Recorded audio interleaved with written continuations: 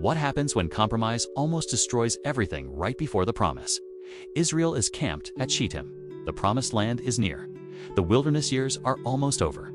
But instead of preparing for conquest, the men of Israel begin joining themselves to the women of Moab. What begins as attraction turns into participation in idol worship. They bow to Baal of Peor.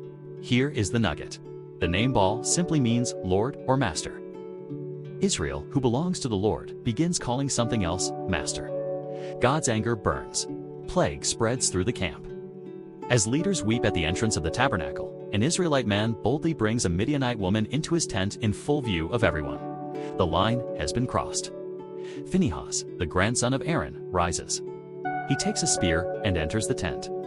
With one act of decisive zeal, he stops the rebellion. The plague ends. 24,000 have died. Here is the nugget. Zeal in Scripture is not reckless emotion. It is fierce loyalty to God's holiness. Phinehas is later given a covenant of peace. The one who acted decisively to guard holiness becomes a symbol of preserved priesthood. Chapter 26 opens with something unexpected. Another census. The first generation that left Egypt is gone. A new generation stands counted. The promise still stands, but the people are different. God is not finished.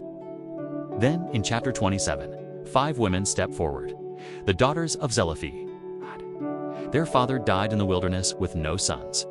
Under normal custom, their family name would disappear from inheritance. But they ask a bold question. Why should our father's name vanish simply because he had no son? Moses brings their case before the Lord, and God says they are right. Here is the nugget.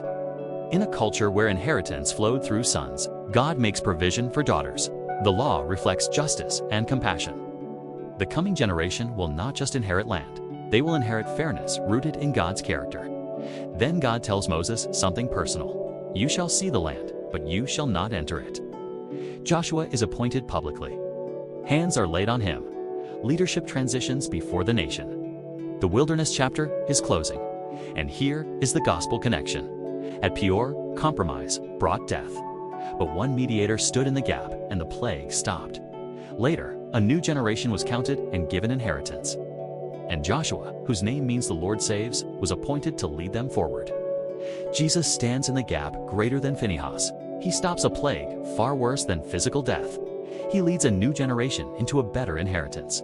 And unlike Moses, he does not merely see the promise from afar. He brings his people into it. The wilderness reveals a holy God, a just God, and a redeeming God.